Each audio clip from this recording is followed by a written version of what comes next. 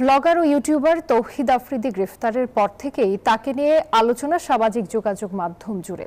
প্রেম প্রতারণা তো আছে বিয়ের প্রলোভন দেখিয়ে নারীদের সাথে শারীরিক সম্পর্কের অভিযোগও। এমনকি অনুসন্ধানী সাংবাদিক ইলিয়াস হোসেনের প্রতিবেদনে উঠে এসেছে মুনিয়া হত্যাকাণ্ডের ভিন্ন এক অ্যাঙ্গেল, যেখানে প্রমাণ হিসেবে আছে আফ্রিদির অডিও রেকর্ড ও ভুক্তভোগীকে হুমকির ঘটনা। বিস্তারিত দেখুন প্রতিবেদনে। সামাজিক যোগাযোগ মাধ্যমে এখন আলোচনার কেন্দ্রবিন্দু তৌহিদ আফ্রিদি, যার গ্রেফতারের পর থেকে একের পর এক বেরিয়ে আসতে শুরু করেছে চাঞ্চল্যকর সব তথ্য। অনুসন্ধানী সাংবাদিক ইলিয়াস হোসেনের প্রকাশিত এক প্রতিবেদন সামনে নিয়ে এসেছে এমন কিছু তথ্য যা তৌহিদ আফ্রিদির অন্ধকার অধ্যায়গুলোই তুলে ধরে। তার মধ্যে সবচেয়ে গুরুত্বপূর্ণ হয়ে উঠেছে মুনিয়ার সাথে আফ্রিদির সম্পর্ক। তবে এই মুনিয়া কি সেই মোশাররত জাহান মুনিয়া? অভিযোগ আছে তৌহিদ আফ্রিদির বিরুদ্ধে বেশ কয়েকজন নারীকে বিয়ের প্রলোভন দেখিয়ে শারীরিক সম্পর্ক করার। ভুক্তভোগী এক নারী জানান, দীর্ঘদিন ধরে সম্পর্কে থাকার পর আফ্রিদি হঠাৎ করে তাকে ছুঁড়ে ফেলে দেয়। পরে তাকে ডিবি অফিসে ডেকে গায়েব করে দেওয়ারও হুমকি দেওয়া হয়। মুনিয়া নামে যে একটা মেয়ে আছে, ওর সাথে ওর সম্পর্ক। তো আমি এটা জেনে ওর সাথে আমি একটু রাগারাগি করি, কারণ এটা স্বাভাবিক, আমার একটু খারাপ লাগতেই পারে।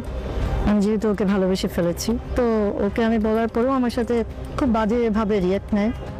এই হুমকির মূল কারণ ছিল ওই নারী জানতে পেরেছিলেন মুনিয়ার সাথে আফ্রিদির সম্পর্কের কথা। সব ফাঁস করে দেওয়ার কথা বললে ওই নারীকে হত্যার হুমকি দেয় আফ্রিদি। একসময় এরকম বলে যে মুনিয়ার যেরকম অবস্থা হয়েছে আমারও ঠিক সেরকম অবস্থা হবে, মানে ইনডিরেক্টলি ও আমাকে হত্যার হুমকি দেয়।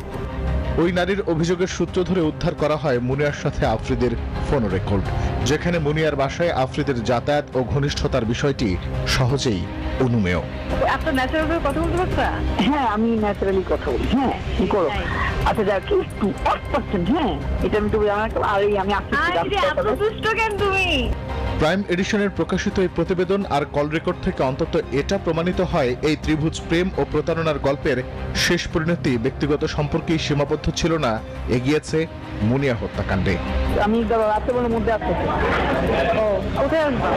তোমার ঠিক করবো রাতে। ফোন দিও।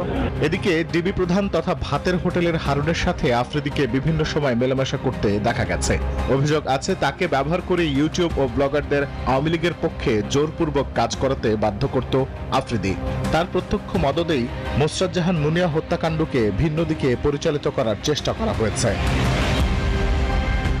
এছাড়া এই কাজে মাস্টার মাইন্ড হিসেবে কাজ করেছে সাবেক আইনমন্ত্রী আনিসুল হক ও তার কথিত প্রেমিকা তৌফিকা করিম, যারা নিজেদের অভিজাত অফিসে বসে নানা অনৈতিক কর্মকাণ্ড করেছে আর বাংলাদেশের আইন আদালত সহ নানা বিষয়ে নিয়ন্ত্রণ করেছে।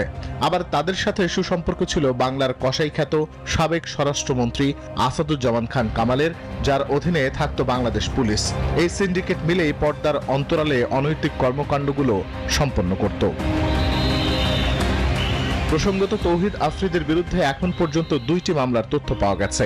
সঠিক তদন্ত পরিচালিত হলে আফ্রিদির মাধ্যমে মোশাররত জাহান মুনিয়ার হত্যাকাণ্ডের রহস্য উদ্ঘাটিত হবে। Desk report, news 24।